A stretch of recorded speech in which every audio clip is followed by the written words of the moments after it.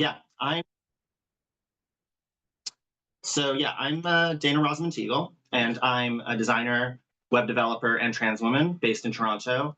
I've led workshops on name and gender marker changes for over 4 years, and now I run this online resource called TGID, which collects information on how to update legal names, gender markers, and identity documents. Currently, just for Ontario, though I do have plans to expand it to cover more of the country. It's my belief that the level of bureaucracy currently in place across the country for these vital services and processes makes them fundamentally inaccessible. In my opinion, it's very clear that none of them were built by marginalized people or with us in mind. But I believe that communities coming together to share our experiences and resources with one another is an act of resistance, and that mentality is embedded in the way that I approach this work. I believe very strongly in the importance of trans people helping trans people with trans-related issues whenever possible. So the TGID website is still a work in progress, and I currently just maintain it in my spare time. But I'm hoping it can help to break down some of these access barriers to prevent people from filing this paperwork.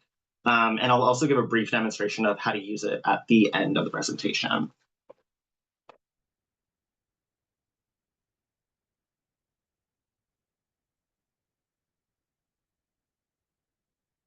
So now, over the next 45 minutes or so, I'll give an overview of Ontario legal name changes, requests for Ontario birth registrations and certificates, sex designation changes on Ontario driver's licenses and photo cards, Ontario health card updates, Canadian passport updates, permanent residency card updates, as well as updates to the social insurance number registry and to the Canada Revenue Agency.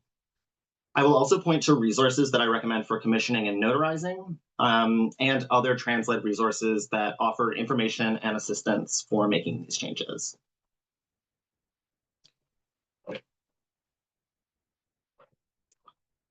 So first, to start with the Ontario legal name change.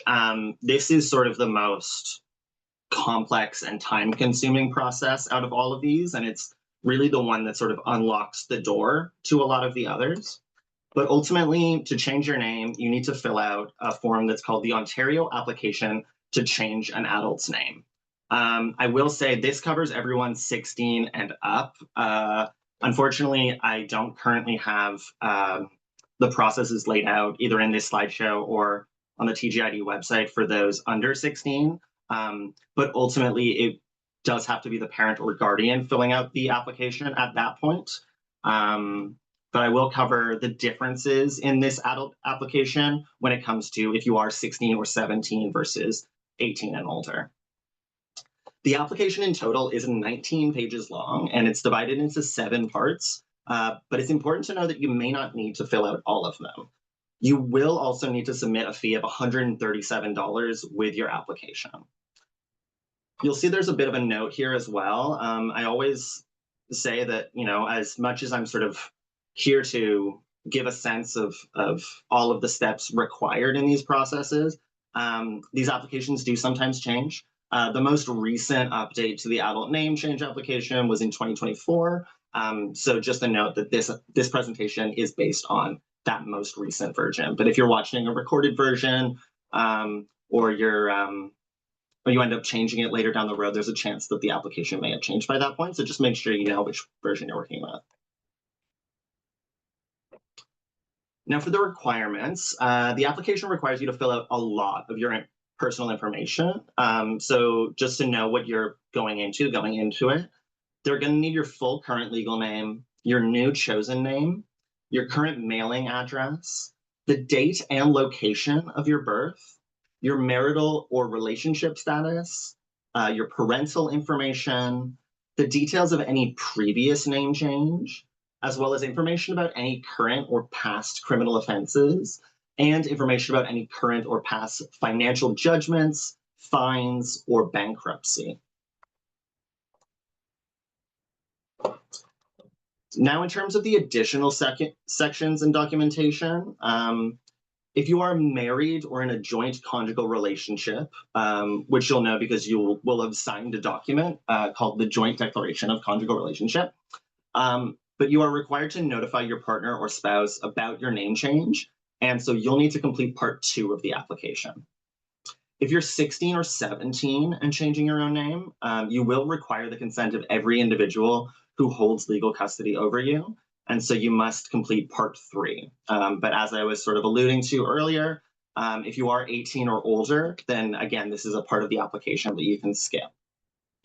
If you have any outstanding law enforcement orders against you, have ever been convicted of a criminal offense, or have any pending criminal charges against you, you will need a police record check as part of your application. And so make sure to download, there's a form called the requirements for a police record check for a change of name. You can find that on the Ontario website. And that's a great thing to give to the police force along with the request for the police check, just to ensure that they follow all of the steps. The last thing you would want is to go through that process and then find out that the police haven't included all the necessary information. But a lot of people don't realize going into this process that, yeah, unless you have any sort of reason to, most people don't need a police record check. I know several people who have gone through that process and paid for one when it wasn't actually required for their application. And then another important part, if you were born in a different part of Canada than Ontario and you want a new birth certificate, you will have to contact the province or territory where you were born after you receive this Ontario change of name certificate. Now, in terms of a guarantor statement, so you will require a guarantor who can prove that any of your permanent addresses have been located in Ontario for the 12 months prior to your application. In my experience, most applicants will use a medical professional for this category. However, there are several other options, such as municipal clerks, school principals, and Indigenous elders. If you cannot find anyone that meets the requirements, you can use someone other than a relative who has known you for at least 5 years and can speak to your residency in Ontario for that past year, that past 12 months. This is really just them checking that you didn't live sort of in a different province or country just prior to submitting this application. I will say just generally make sure you remove the guarantor statement section and have the chosen individual complete and return it to you before you submit the application.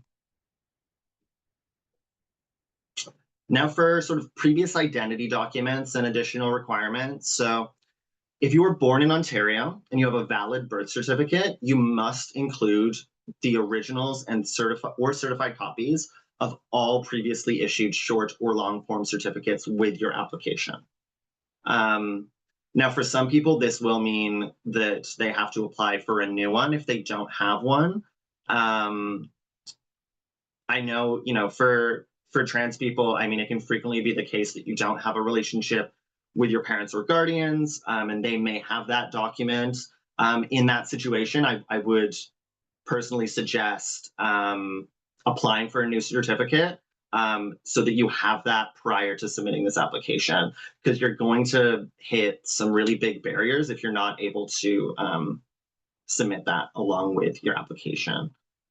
If you were born outside of Ontario but within Canada, you can submit either an original birth certificate or a certified copy issued by the province or territory of your birth.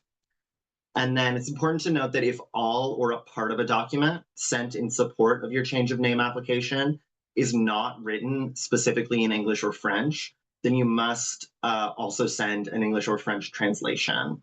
If this is the case for you, then please review the requirements for a translator. Those are spelled out on page 13 of the application and lay out pretty clearly sort of what sort of individual you can hire to commission that translation for you.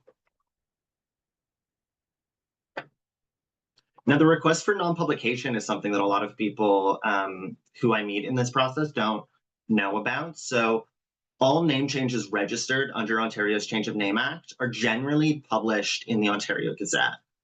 However, you can request non-publication if you are transgender, First Nations, Inuit, or Métis by submitting a completed request for non-publication form along with your change of name application.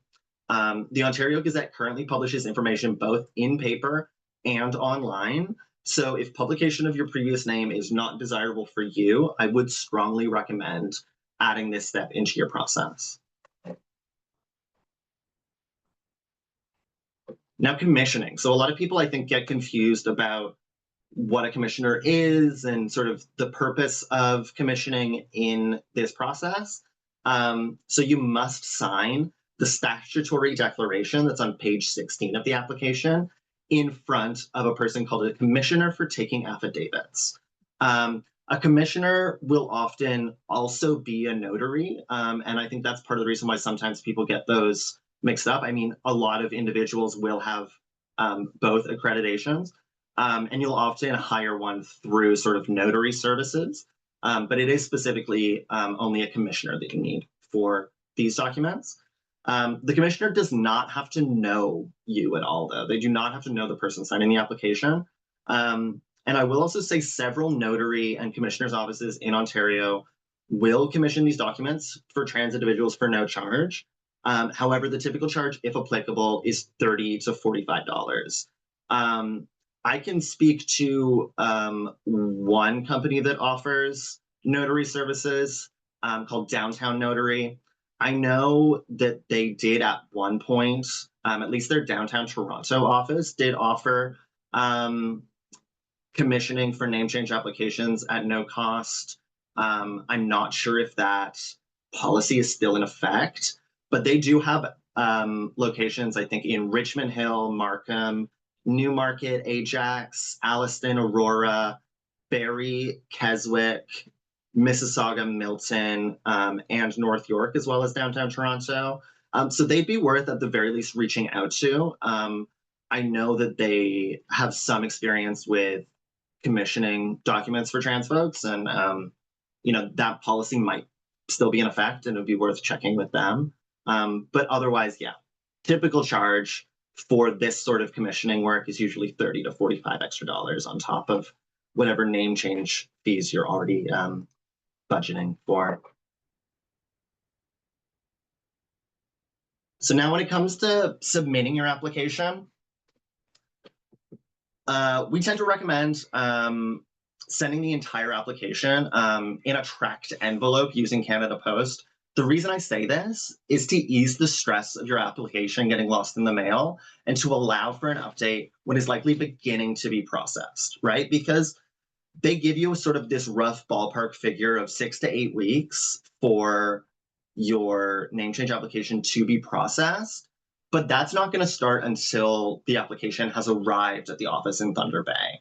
And I think especially, we're currently amidst sort of unclear postal striking situations, the Postal Service can, I think, already cause some anxiety for people when sending important documents, especially when sending, the originals of your identity documents. So if you're able to allocate that slight bit of extra funds to sending it tracked, I would really suggest that. So you're going to go ahead and send the completed form, the payment, and the required documents to the Office of the Registrar General in Thunder Bay, Ontario. I will say, if it is more accessible for you, this is really going to only apply if you are probably already near Toronto. But there is, I think, one Service Ontario office that will take applications in person that I know of, and that's the Service Ontario on Shepherd Avenue East. And then, yeah, in terms of the delivery time, if your application is complete and accurate, you should receive a certificate of name change in 6 to 8 weeks.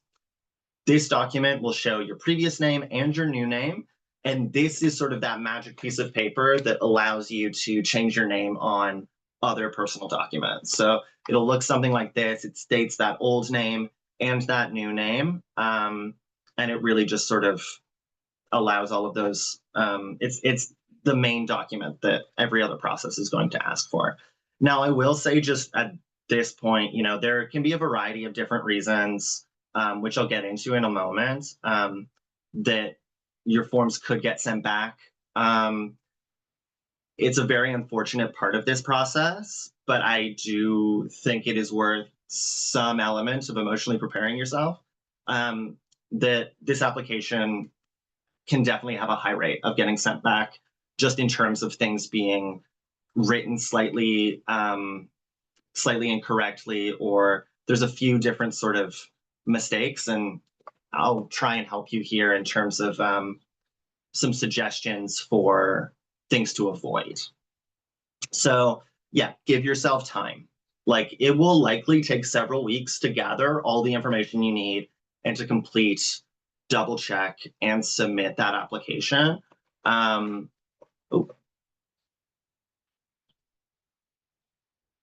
Just tried to skip on me there. So just give yourself time. Be easy with yourself. You know, this can be like a really tough, difficult process. And it's one that I think a lot of people can get really sort of worn down by.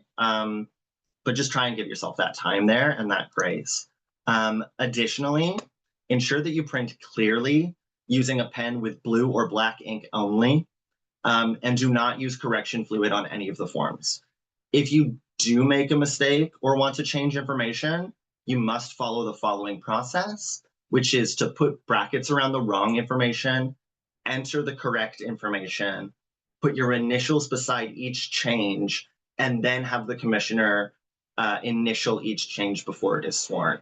So with all that said, I will say that if you write anything incorrectly prior to getting it commissioned, at that point, I would probably potentially recommend start a new application. I'll even tell people often, like, have two versions of this thing that you print off. One that you can sort of go through with pencil and really figure out what information you have to submit, and then write your final version, because you just want to make sure, as much as you can, that it's accurate and correct, and you're not going to sort of give them any reason to send it back or to delay the process. So I put together sort of a little checklist here of the steps, just to give folks a sense of how to go through the process. So you'll want to fill out the application to change an adult's name, all relevant sections, excluding the guarantor statement and the request for non-publication in the Ontario Gazette. And I would say do not sign anything yet at this point. Collect all required identification photocopies and or original documents, including translations if necessary. Receive consent from every person who has legal custody of you if that's applicable to your case. Give your partner or spouse notice that you're changing your name if that's applicable to your case. Receive a police check if necessary. Secure the $137 in shipping to submit the application, and then secure a guarantor and have them fill out the guarantor statement. At that point, I would then make that appointment with a commissioner, having them witness you sign and then commission the document, and then mail the document to the Office of the Registrar General.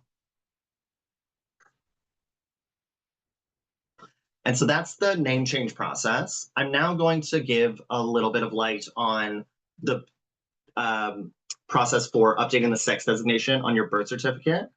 For some folks, this may be a process that they submit at the same time as their Ontario name change.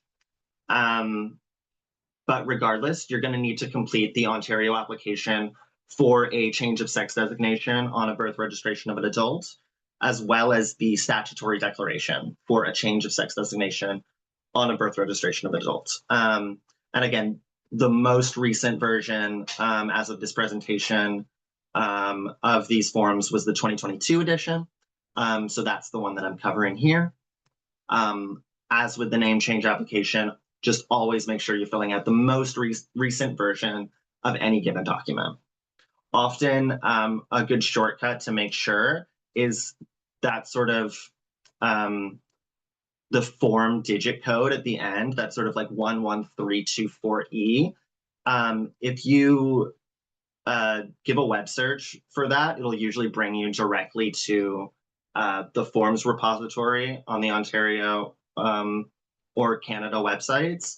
And that there you can sort of cross-reference, make sure that you have the absolute latest version. So this application is 2 pages long, and the declaration is a single page, and they can be submitted at the same time as your Ontario name change, if applicable.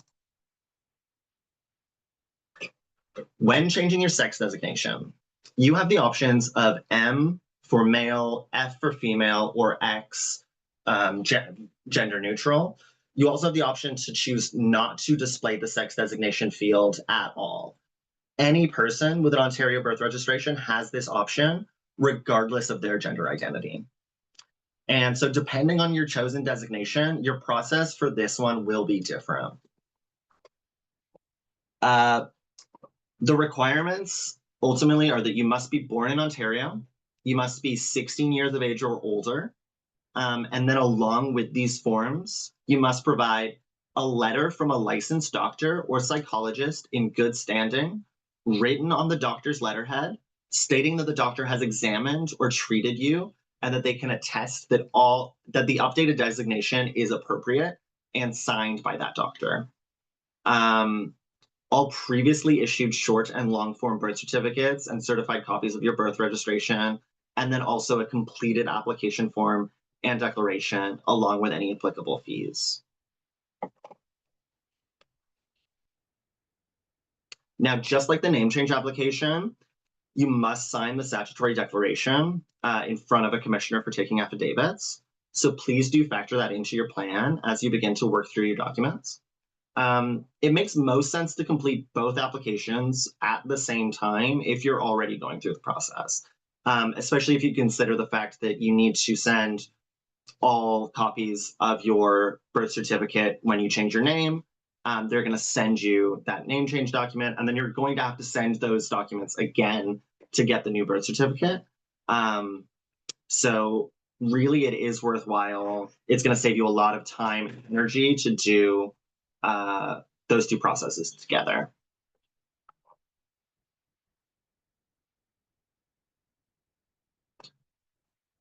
Now, also, so while there used to be a fee for changing your sex designation, Service Ontario began waiving this fee back in 2021. They've continued to periodically extend the window for free applications and currently do not list a fee. However, I do say please make sure to double check that the policy is still in standing at the time of submission. And there may also be fees applicable for copies of birth certificates or registrations, again, unless submitting at the same time as that name change application, because they sort of included in that fee when you do both at the same time. And then the same address as the name change application, you can send, you can mail your application to the Office of the Registrar General in Thunder Bay. And then again, even if being filed without a name change, I do recommend a tracked envelope as with that one. It's also very important to note that photocopied, faxed, or e-signed documents will not be accepted. And this includes the doctor's letter.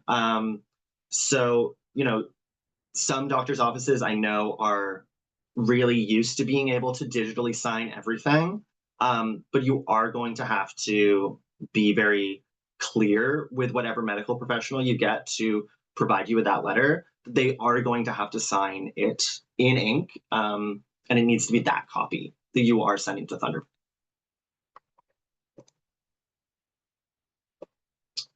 And then just some important considerations. So birth certificates with a sex designation of X or no sex displayed are recognized by the Government of Ontario, who claim that they do not endorse any rejection of valid Ontario birth certificates by any official body. However, unfortunately, they also claim they cannot guarantee that these documents will be accepted by organizations in Ontario or in other jurisdictions. This is something you'll see me alluding to a few different times in this presentation. I think it's very important, as much as I think that it's great work, that there have been X markers made available for a lot of these identification documents. they aren't always, it's not always clear that sex designation is going to be respected everywhere. And I think it's important to be clear with people about that reality when you're going through this process and when you're making a decision. You know, many trans people can consider themselves non-binary and also a woman or a man at the same time.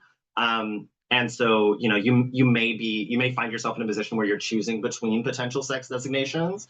And so I do think it's important to note here that, you know, while you can certainly get this document, and for many people, that is the most accurate document for them, for many, many people. But, you know, there may be some added caveats with that are not necessarily made clear in the application process. It has a similar timeline, though, to the name change application. So if your application is complete and all of those requirements are met, you should receive your new birth certificate or registration in 6 to 8 weeks. Now, I'd like to talk briefly about driver's licenses and photo cards. So when updating the sex designation on your driver's license or photo card, you have the options, again, of M, F, or X. And depending on your chosen designation, your process will be different. The driver's license changes are free for anyone with an existing license. For those who do not drive, though, the photo card comes with a $35 fee. And personally, I highly recommend the photo card for non-driving trans and non-binary people, as this can serve as a really helpful ID in proving your legal name, your sex designation, and your address all at once. And it may alleviate any issues of pushback you encounter while changing other documents and working through bureaucratic processes in general. For instance, I mean, in terms of voting, if you are to get a photo card for that $35 fee, that's then all of the identification you need to show up with and vote, as opposed to having a couple of different, you know, pieces of identification. And that can be especially complicated if not all of the information on those two documents matches up. You know, the last thing you want to do when you're trying to just go and do your civic duty is being sort of questioned or have extra hoops to jump through. So I like to just note that there. Now, so for changing your sex designation to an X, you can simply visit Service Ontario. You don't need any supporting documents for that. If you just tell them you are changing your sex designation to X, they will do it there, either for no fee for your driver's license or for that $35 fee for the photo card. But then for binary sex designation changes, again, you'll have to go to the Service Ontario, but you need to bring an original document that indicates that sex designation. So that can be your birth certificate if you went through the birth certificate process and got that. However, if you do not have a birth certificate or a registration that represents the desired sex designation, then you will need to bring the following two documents. So that's going to be a letter from a licensed doctor or psychologist that is written on the doctor's letterhead, states that the doctor has examined or treated you, and they can attest to that the updated designation is appropriate. Again, also signed by that doctor, as well as a letter from you that includes the change you want to make, your full name and current address, your driver's license number, if applicable, and the name and address of the doctor or psychologist who assigned the other letter. Surgery is no longer required as a condition for sex designation changes. However, if you have had surgery, you are able to present documentation from a recognized specialist instead of a letter from a doctor or psychologist. So, you know, if you've been through a surgery program and you have a better relationship with that medical professional, then they can certainly act in place of a doctor or a psychologist in this instance. Excuse me, I'm just going to take a quick drink of water.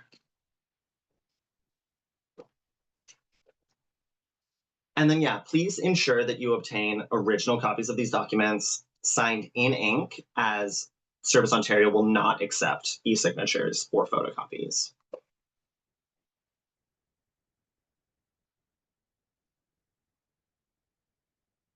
So now for Ontario health card name changes. To change your name on your health card, you must visit a Service Ontario and bring a completed change of information form, as well as an original copy of one of the following documents. So that can be a Canadian birth certificate, that change of name certificate you would have gotten if you changed your name in the first step, or it can also be a citizenship or immigration status document in that name.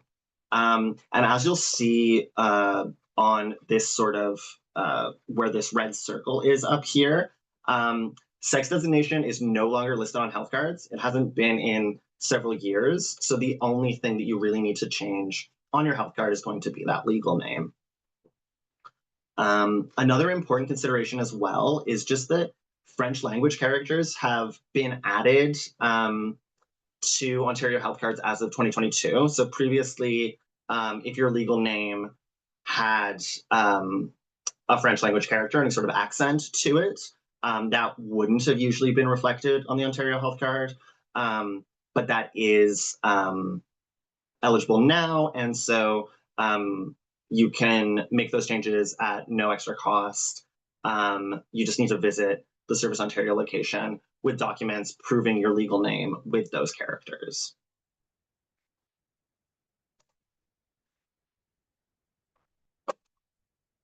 So for Canadian passports, there are, again, 3 options for gender or sex identification on Canadian passports: F, M, or X. And then depending on whether your supporting documents have the gender or sex identifier you want, that will vary the process here.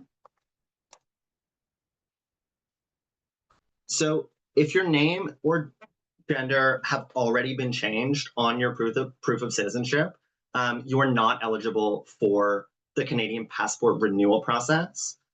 You'll need to apply for a brand new passport. And so you can do that by filling out the adult general passport application and providing the required proof of citizenship. You will not need to provide any additional documentation if your new gender or sex identifier is on your proof of citizenship, such as that birth certificate or a citizenship certificate. Your proof of immigration status or your previous passport has the gender or sex identifier that you want, or your previous passport has the X marker.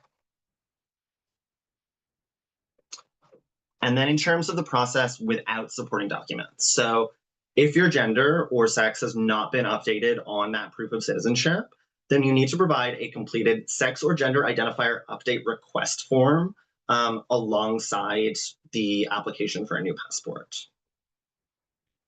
And then again, this is where I sort of give this disclaimer about X markers here. The government of Canada states that they cannot guarantee that other countries you visit or travel through will accept the sex or gender identifier on your passport or travel document, especially in regards to the X marker.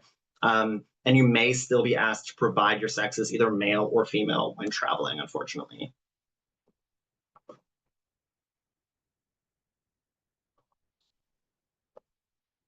Now, for permanent residence cards, so if you're not a citizen, if you've come to this country and are now a permanent resident, then you may need to update the name on your permanent resident card.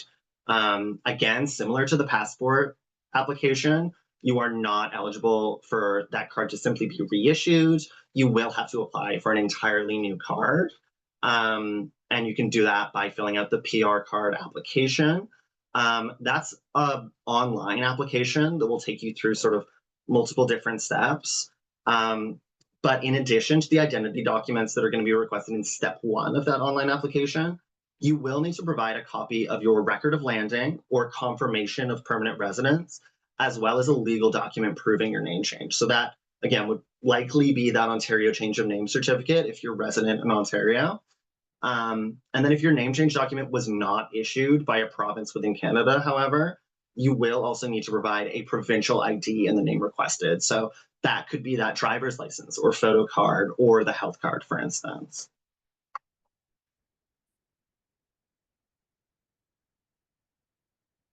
So the social insurance registry is a process that a lot of people, I think, forget about or leave out of their application or aren't aware of. But by law, you must update your SIN record when you change your name. So to do this, you will need to submit an application, but this one can be done either online, by mail, or in person. There are several documents required for this process, which again may vary greatly depending on your citizenship or registry. And in this case, I actually recommend visiting the online portal for more information on the requirements and submission guidelines, just because they vary quite a bit depending on actually where you're located, even where in Ontario you're located. It may change your process. So that link is there. And as I said, you can find all of these slides on the TGID website.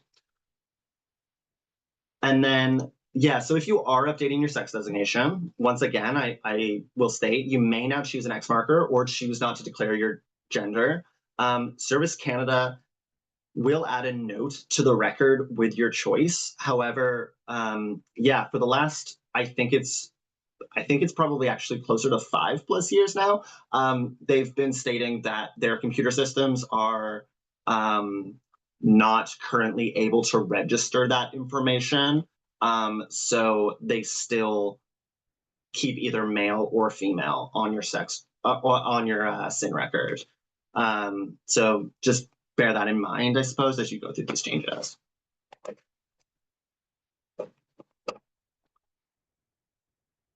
And now the CRA is not updated when you update your SIN number, nor when you update your birth certificate. And so it's really important to update them as well. You are currently able to update this information by phone, mail, or fax. Phone is generally probably the easiest. You will need to provide the CRA with a letter containing the following. So it's going to need to be an original or certified true copy of one of the following documents. That could be the name change certificate from a province or territory, or a court order issued under an act on change of name. You'll also need to provide them with your old and new names, your social insurance number, and your signature.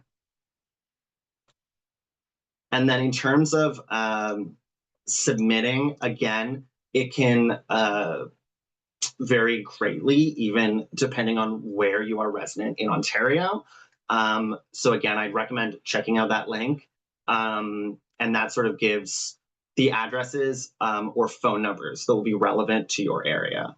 Because it's a different number, I think, even when calling by phone, if you're phoning from within the GTA versus outside of it.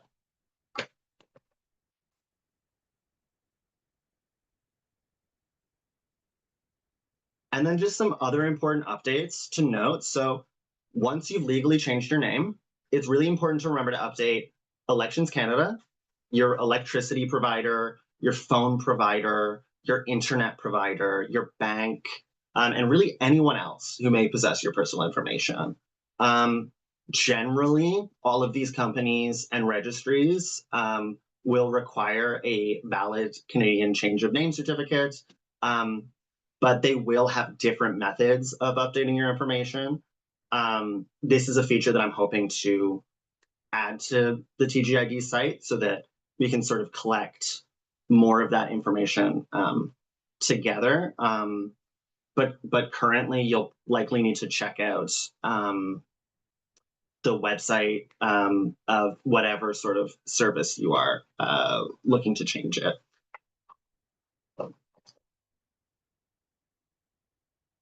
And then just in terms of a couple of other places that you can go to find information. So my website is the TGID website. So that's a resource that collects this information on how to update legal names, gender markers, identity documents. But another place that I like to point people toward, because I just think they do really good work, is Justice Trans. So they're an organization founded by trans people for trans people. providing accessible legal education by challenging transphobic policy and advocating for social justice. They have a really great province and territory specific, as well as nationwide list of resources on their site. And some of that includes information on name changes, gender marker updates, legal advice for trans people dealing with housing, policing, and employment inequalities.